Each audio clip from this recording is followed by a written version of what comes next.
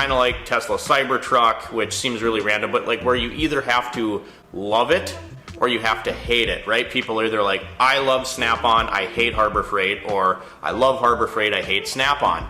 Here's our collection. We got blow molded cases, kits everywhere. Lots of what we're going to talk about today.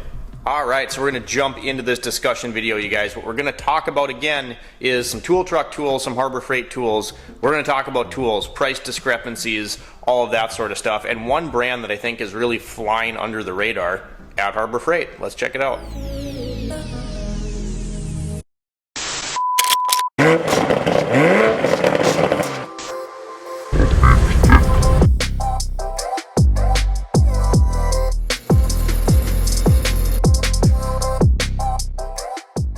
I think most of us, if you're a professional technician, you're a car enthusiast, DIY, weekend warrior, I think a lot of us can already come to the conclusion that Harbor Freight's gotten a lot better over the years. There was a time where Harbor Freight was the place you went for a tool you were going to use one time, you were going to break, you were going to chop up, that sort of thing. It was all junk. Is there still junk there? Absolutely. But in recent years, there's been like this war, we just talked about some of this stuff not that long ago, between the tool trucks and between Harbor Freight. We've seen the quality come up on things like Icon, Doyle, Quinn, even Pittsburgh Professional has gotten substantially better. But where people always said the void was Harbor Freight doesn't have everything that you need. And it's getting to the point where it's like, really? Is that true anymore? So a couple weeks back we talked about the tool truck, our tool trucks failing us, that sort of thing, right? We talked about customer service, availability, and accessibility with Harbor Freight offering all these warranties now. So that video kind of blew up, you guys. It's over, I think it's at like 30,000 views or something like that. And it did that in like a matter of days. People were talking. And one of the common themes that I saw in the comments, you know, and there's this thing, and it's kind of like Tesla Cybertruck, which seems really random, but like where you either have to love it or you have to hate it, right? People are either like, I love Snap-on, I hate Harbor Freight, or I love Harbor Freight, I hate Snap-on. I'm clearly not like that. I like a lot of Snap-on stuff. I think Harbor Freight is doing a phenomenal job, and I am a frequent customer of Harbor Freight.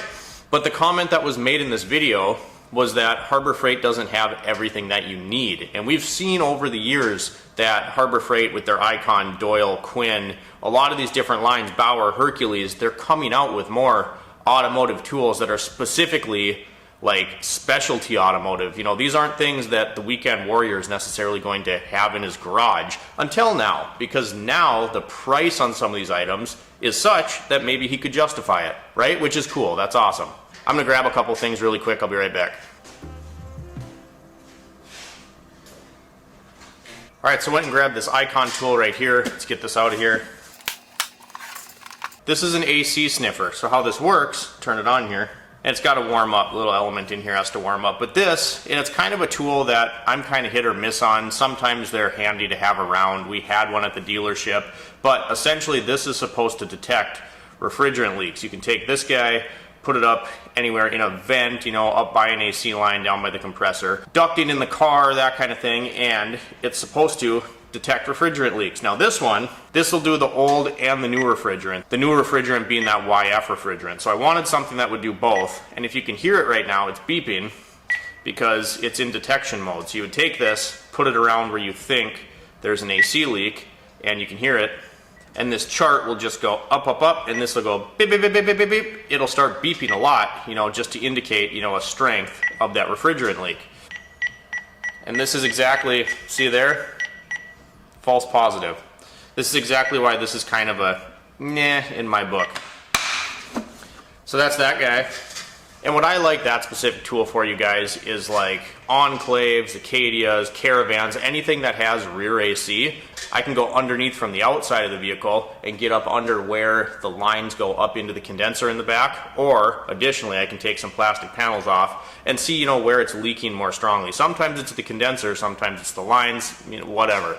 My point was, that's a very specific automotive tool. I paid around $170 for that. The Snap-on version can be upwards of $700. So Electronics, you know, there's some warranty on that. It's limited, it's not lifetime, but I could buy 5 of those things for the price of 1 Snap-on. You see tools like this coming out, and you're going to tell me in the same sentence that Harbor Freight isn't, you know, coming directly after the auto technicians and expanding their line so that, you know, their ultimate goal seemingly is to be that one-stop shop for auto repair shops. Now, what really made me want to create this video today was talk about a brand that I think, you know, is filling that same void at specific automotive tools, but is kind of flying under the radar a little bit with all this Icon stuff coming out, you know, because this is Harbor Freight's premium brand being Icon.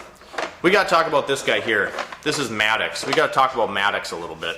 I'm going to put this guy on the screen here. This is an adjustable spanner wrench kit. So you can see in there's a 1/2-inch drive. You can adjust that spanner, and then there's lots of different attachments for different pulleys, idlers, that sort of thing. Comes in a nicer case than a lot of the other Maddox stuff, so I don't know if this is a rebranding, whatever. It's a blow molded case. I hate blow molded cases. But this tool is kind of a direct copy of the OTC. OTC makes great tools. Again, they're very expensive. I have a Maddox ball joint press. Don't remember how much that was, but the OTC was like 5 times the price. Is the OTC a better tool? Yes, it is. Has that Maddox ball joint press been just fine? Yes, it has. So this guy right here, this was $34, and it's actually such a new item that I couldn't even find it on the shelf. They had to go find it in the back. They had it in stock, didn't have a home for it yet. Like I just mentioned, that kit was about $35, $35 or $37, I can't remember. Somewhere in the 30s. I just looked up the OCT kit, and it's $105, so you're about 3 times the price.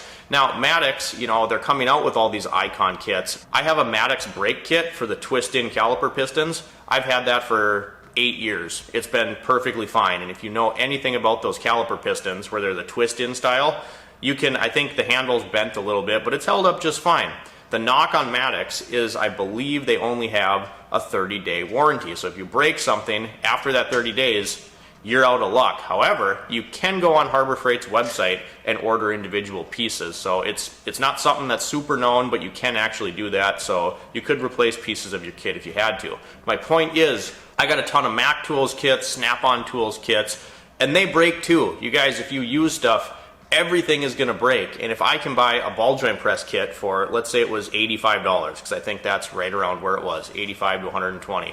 If I can buy that through Maddox, and it's made in Taiwan, it's not a complete piece of junk, it's held up fine for me for that price, but I go buy OTC, Snap-on, Mac, and it's $700, $800, $1,000 sometimes.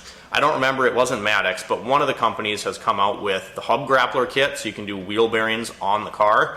The OTC version is like over $1,000. And this other kit that I found, I think it was OEM Tool, which is AutoZone. Don't quote me on that, green. But anyway, it was like $300 versus $1,300. Some of these prices are just getting crazy. And if you can go get the Maddox kits for 1/5 of the price, and I'm telling you that in my experience they work really well, I think this is a brand that's flown under the radar because it's not Icon. So that's what I had, guys. That's what I wanted to talk about, is Harbor Freight diversifying. Wasn't really a video pertaining to the quality of the tools necessarily. I just noticed that when I was going through the comments on our tool truck video, a lot of people were saying, yeah, but Harbor Freight doesn't have, you know, everything you need. And yeah, they don't have everything, but neither does the tool truck. And now I think it's picking up speed. They're gaining momentum. They are building to a point where they're trying to be that one-stop shop for auto technicians. So what do you think about this? Does Harbor Freight have what you need? If you're a DIYer, I certainly think they're gonna have most of what you need, but if you're in a professional setting, what do you think of the selection that's coming up in Harbor Freight? If you enjoyed today's video, drop me a comment down below, like and subscribe if you've not already, and as always, thanks for watching, we'll see you next time.